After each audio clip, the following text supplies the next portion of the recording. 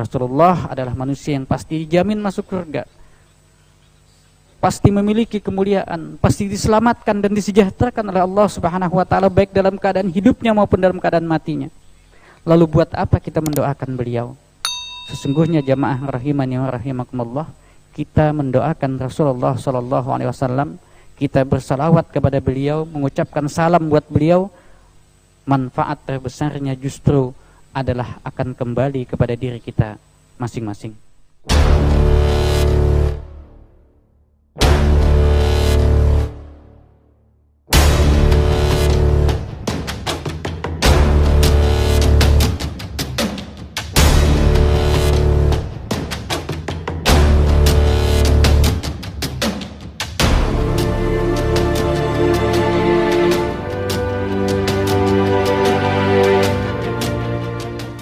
Assalamualaikum warahmatullahi wabarakatuh. Innal hamdalillah nahmaduhu wa nasta'inuhu wa nastaghfiruh wa na'udzu billahi min shururi anfusina wa sayyiati a'malina. May yahdihillahu fala mudilla lahu wa may yudlilhu fala hadiyalah. Asyhadu an la ilaha illallah wahdahu la syarikalah wa asyhadu anna sayyidana wa nabiyana Muhammadan abduhu wa rasuluhu la nabiyya ba'dah.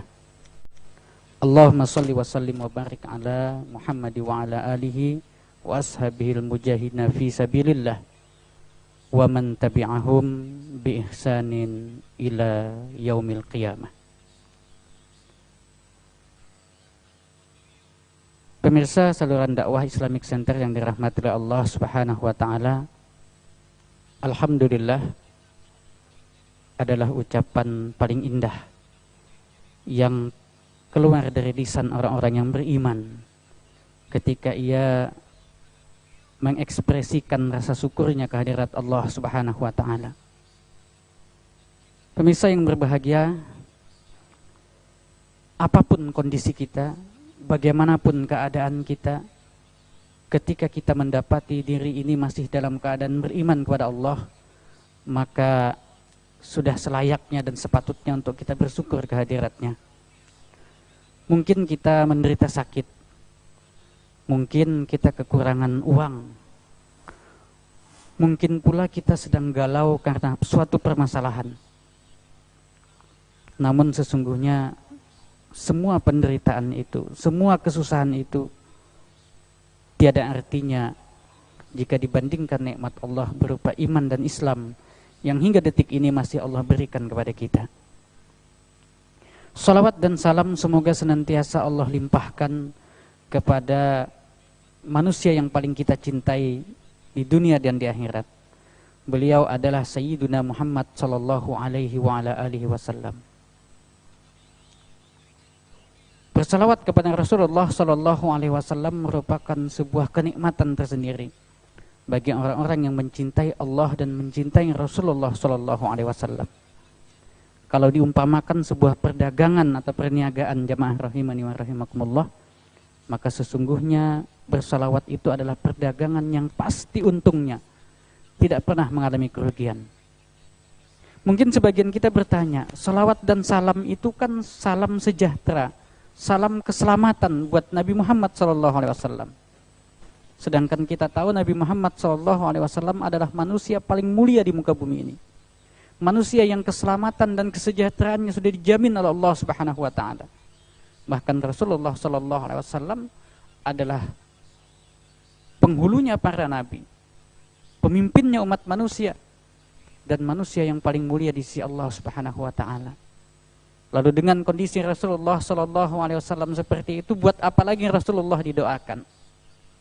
Jamaah rahimani wa rahimakumullah, jika kita berpikir secara logika sederhana mungkin seperti itu.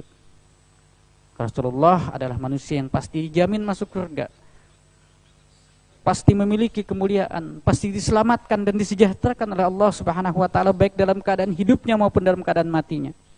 Lalu buat apa kita mendoakan beliau?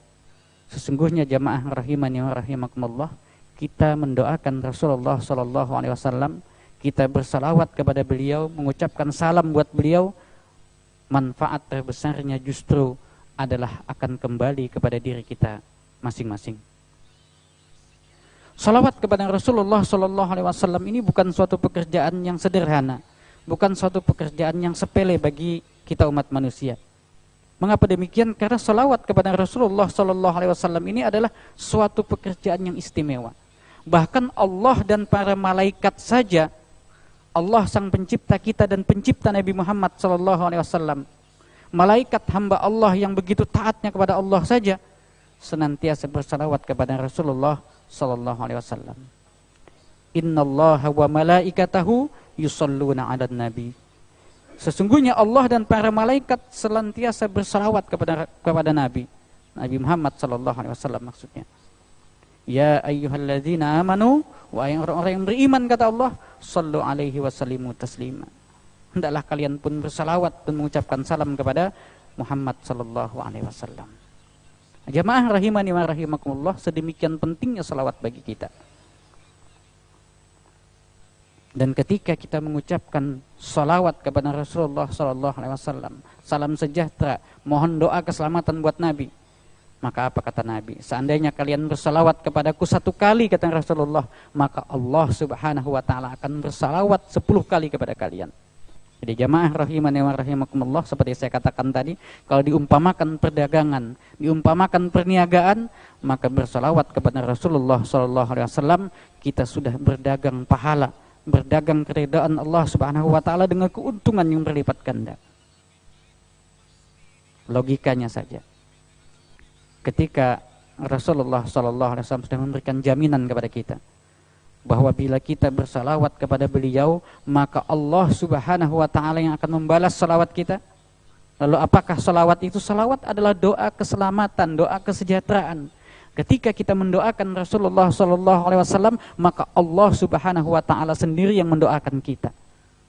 Nah, kalau Allah Subhanahu Wa Taala sang pemilik alam semesta, Allah Subhanahu Wa Taala yang mengabulkan doa-doa apapun, Allah yang berdoa, maka Allah juga yang mengabulkan.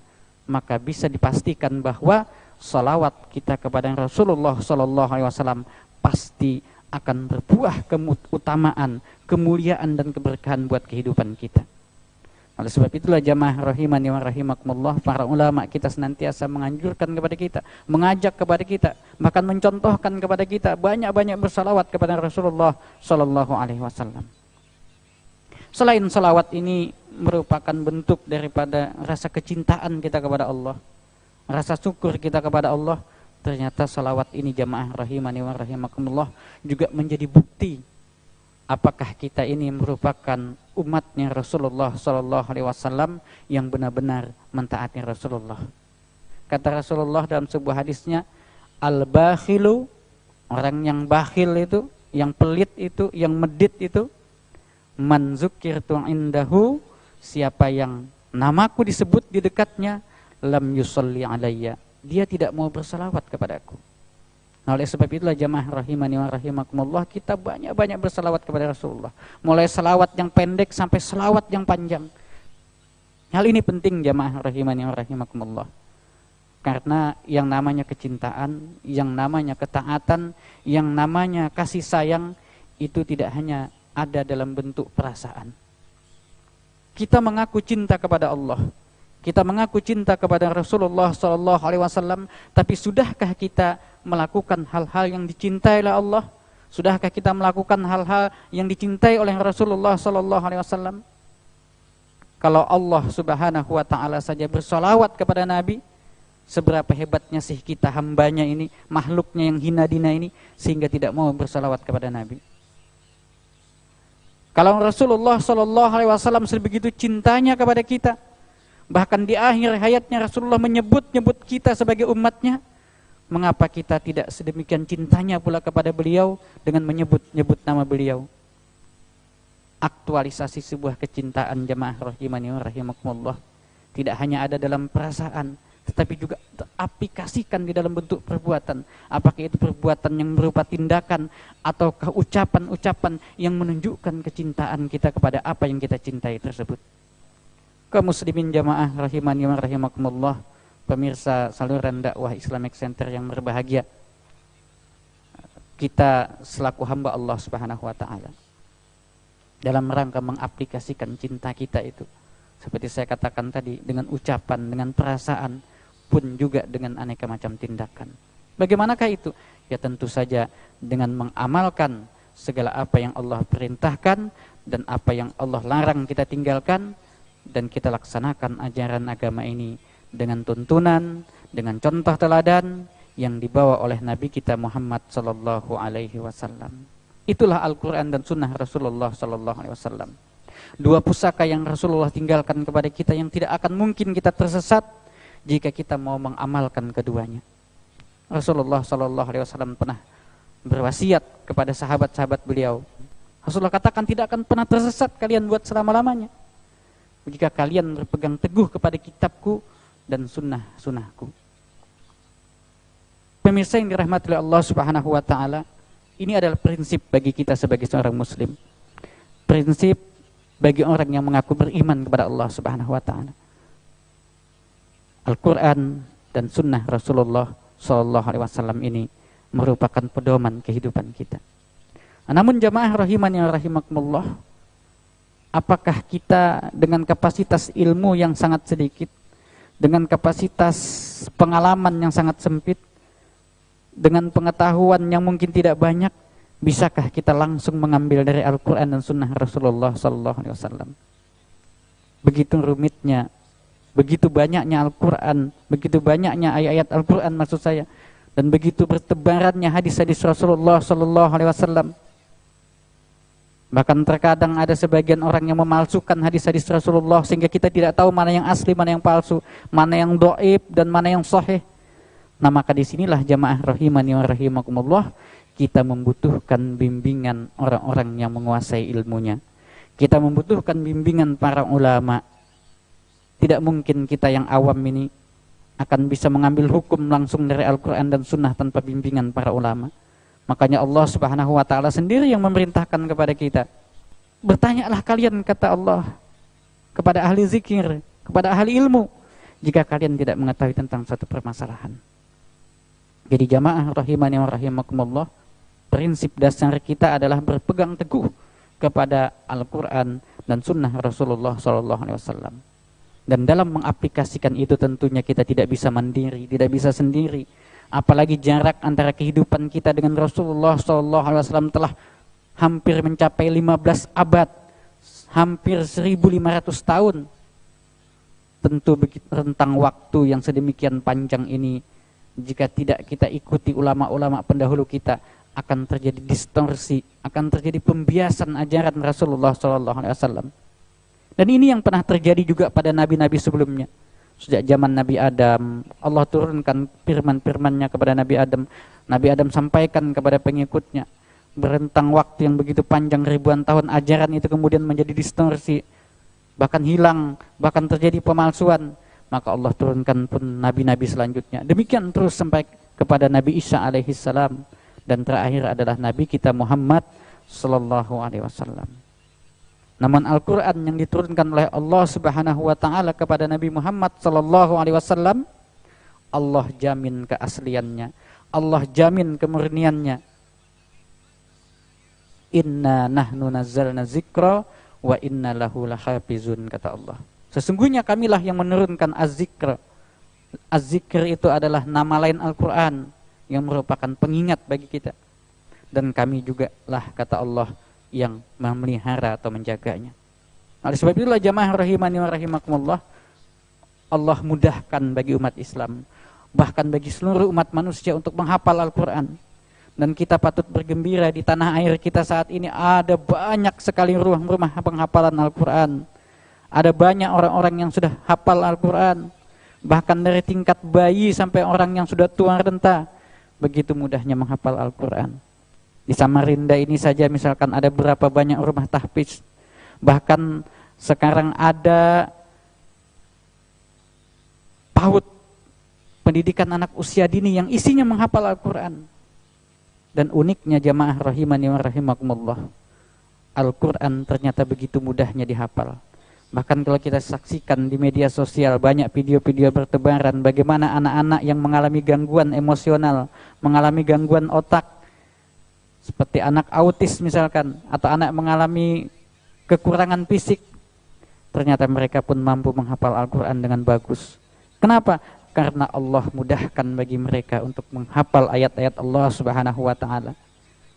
Dan bertambah lagi kekaguman kita kepada Al-Quran ketika kita temui jika pelajaran lain, ilmu lain terlalu banyak dihafal, terlalu banyak dipikirkan, bisa menyebabkan orang stres, bisa menyebabkan orang sakit pikiran. Tetapi kita akan temukan mereka-mereka yang menghafal Al-Quran, bahkan mereka yang masih anak-anak sekalipun, ternyata mereka tidak mengalami tekanan-tekanan mental seperti itu. Mereka tetap bisa ceria, mereka tetap bisa tersenyum, mereka tetap bisa menjalani kehidupan ini dengan penuh kesenangan dan ketenangan. Dan bahkan pengalaman saya sebagai seorang pendidik, saya menemukan anak didik saya yang kesehariannya menghafal Al-Quran, ternyata mereka mampu memiliki prestasi belajar yang lebih bagus dari kebanyakan anak-anak yang kesehariannya tidak menghafal Al-Quran. Sungguh jamaah rahimani wa rahimakumullah, ini merupakan mukjizat yang sedemikian besar yang Allah tunjukkan kepada kita, betapa Al-Quran itu sungguh mulianya, betapa Al-Quran itu dimudahkan bagi kita untuk menghafalnya. Dan sungguh sangat merugi sekali jika tidak ada di antara kita, di antara anak dan keluarga kita yang tidak kita khususkan mereka untuk menghafal Al-Quran. Kaum muslimin jamaah rahimani wa rahimakumullah, ketika kita sudah memahami Al-Quran melalui bimbingan ulama, melalui bimbingan orang-orang yang ahli, maka tugas kita selanjutnya adalah mengaplikasikan Al-Quran dan sunnah Rasulullah SAW itu dalam kehidupan sehari-hari.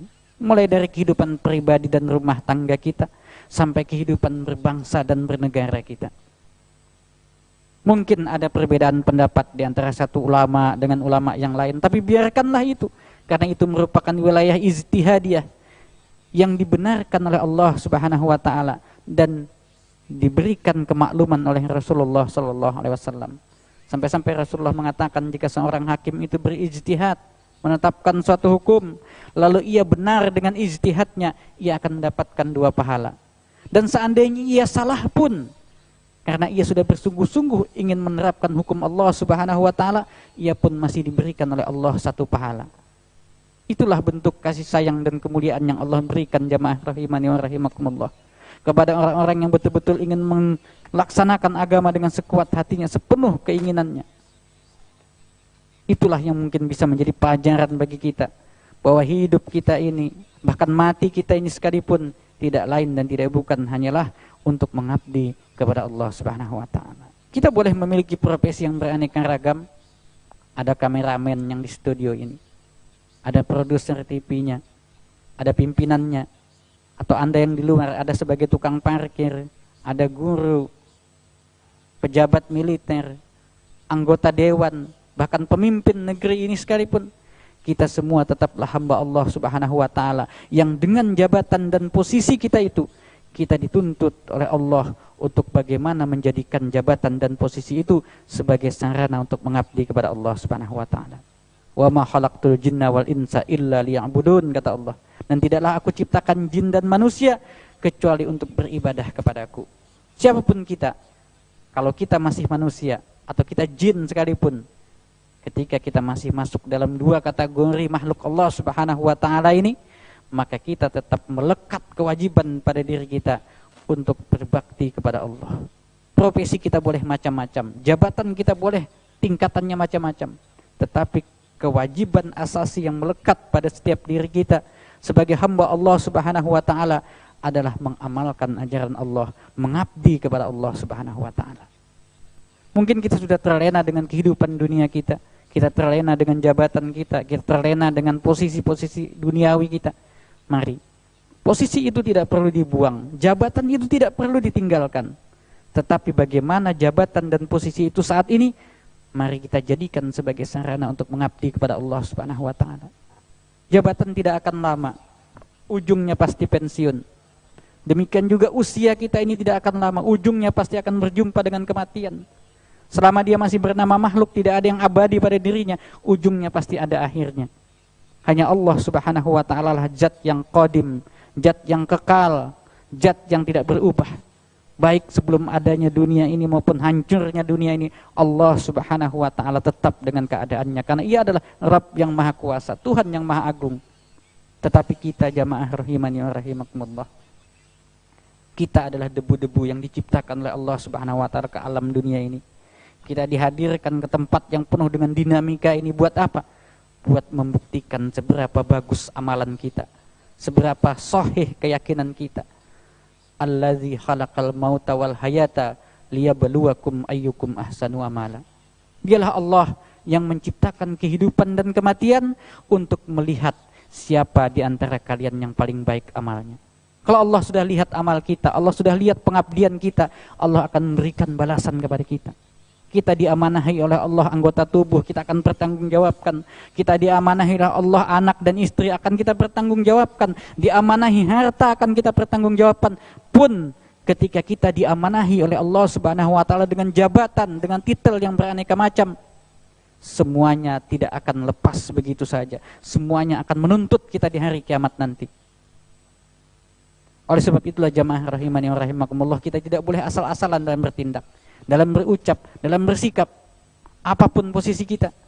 Sebagai rakyat kita harus bisa memilih pemimpin yang nantinya bisa kita pertanggungjawabkan di hadapan Allah Subhanahu wa taala. Satu suara yang kita berikan di bilik suara itu akan kita bawa sampai mati kita. Kaum muslimin pemirsa saluran dakwah yang dirahmati Allah Subhanahu wa taala. Allah Subhanahu wa taala jauh-jauh hari sudah mengingatkan kita di dalam Al-Qur'an. Allah berfirman, "Wala takfu ma laisa laka bihi ilmun," kata Allah. Jangan kamu ikuti sesuatu yang kamu tidak punya pengetahuan tentangnya. Jadi ketika kita akan memilih pemimpin, kita harus betul-betul memiliki pengetahuan. Kalau ternyata pengetahuan yang sudah kita yakini ini pun salah, maka paling tidak kita sudah berikhtiar. Insya Allah Allah akan mengampuni dan memaafkan kita. Tetapi kalau kita melakukan suatu tindakan asal-asalan, tanpa diniati dengan benar, tanpa dilakukan dengan keseriusan, maka kita akan mempertanggungjawabkan semuanya itu. Karena Allah mengatakan, innas sam'a, sesungguhnya pendengaran, wal basara, dan penglihatan, wal fuada, dan hatimu, kullu ulaika kana anhu mas'ulan. Semuanya itu, kata Allah, pasti akan dipertanyakan, akan diminta pertanggungjawabannya. Jadi jamaah rahimani wa rahimakumullah, ketika kita menjalani kehidupan ini, ketika kita mulai bangun tidur, menghirup napas udara yang segar itu, sampai kita tidur kembali menutup mata kita, sepanjang waktu yang kita lalui itu, semuanya ada dalam pengawasan Allah Subhanahu wa taala. Semuanya akan dipertanggungjawabkan kepada Allah Subhanahu wa taala. Jadi kita tidak boleh asal-asalan, seenak hati kita, dan tidak memikirkan semua apa yang kita lakukan. Karena semua apa yang kita lakukan, bahkan tadi dikatakan, apa yang terbetik di dalam hati sekalipun, semuanya akan dipertanggungjawabkan di hadapan Allah Subhanahu wa taala. Kaum muslimin jamaah rahimani wa rahimakumullah, sebagai seorang muslim tentunya kita hidup ini memiliki aturan. Kita hidup ini memiliki ketentuan-ketentuan. Kenapa? Karena sekali lagi Allah ingin melihat seberapa jauh ketaatan kita kepada Allah Subhanahu wa taala. Seberapa banyak amal kebaikan kita dan seberapa bagus amal kebaikan itu kita lakukan dengan penuh keikhlasan. Apa yang kita kerjakan yang kelihatannya sederhana harus betul-betul kita rencanakan. Apa yang kita ucapkan yang kelihatannya mudah harus betul-betul kita pikirkan supaya kita tidak menyesal di kemudian hari. Nah, oleh sebab itulah jamaah rahimani wa rahimakumullah, disinilah keistimewaannya agama kita. Agama kita mengajarkan tindakan yang sama, ucapan yang sama, sikap yang sama, belum tentu menghasilkan penilaian yang sama di sisi Allah Subhanahu wa taala. Yang satu mungkin ikhlas, yang satu mungkin terpaksa, beda nilainya. Yang satu mungkin memiliki tendensi pribadi, yang satu mungkin ikhlas kepada Allah, beda nilainya. Yang satu mungkin ia lakukan dengan bersungguh-sungguh hatinya, niat kepada Allah. Yang satu mungkin asal-asalan daripada dilihat orang saja, maka nilainya pun di sisi Allah akan berbeda. Dan tentunya ujung dari kehidupan kita, ketika kita menemui kematian dan kita dimasukkan oleh Allah ke alam akhirat kelak, kita pun tentu akan mendapatkan tempat yang berbeda sesuai dengan apa yang kita niatkan ketika melakukannya di dunia ini. Oleh sebab itulah jamaah rahimani wa rahimakumullah, mari kita senantiasa berusaha untuk terus berkonsentrasi dengan tujuan hakiki, tujuan asasi dari kehidupan kita, yakni untuk beribadah kepada Allah Subhanahu wa taala. Kita mungkin banyak kekurangan. Kita mungkin sebagai manusia yang memiliki hawa nafsu, kadang lalai, kadang lupa, kadang bahkan sengaja melanggar perintah Allah Subhanahu wa taala. Ini manusiawi. Ini naluriah. Karena memang manusia diciptakan oleh Allah Subhanahu wa taala memiliki hawa nafsu, memiliki kecenderungan untuk menentang perintah Allah Subhanahu wa taala. Tapi ini pula jamaah rahimani wa rahimakumullah yang menyebabkan kita memiliki nilai lebih dibandingkan makhluk-makhluk Allah Subhanahu wa taala yang lain. Dengan hawa nafsu yang membebani kita, dengan hawa nafsu yang menghalangi tingkah laku dan tindakan kita. Di situ pula akan tampak nilai kesungguhan kita. Di situ pula akan tampak nilai keimanan dan kekokohan iman kita. Yang mana Allah Subhanahu wa taala tentu tidak akan membiarkan begitu saja. Allah akan memberikan balasan yang sesuai dengan apa yang kita lakukan dan kita yakini. Subhanakallahumma wa bihamdika asyhadu an la ilaha illa anta astaghfiruka wa atubu ilaik. Wallahul muwaffiq ila aqwamit thoriq. Billahi taufiq wal hidayah. Assalamualaikum warahmatullahi wabarakatuh.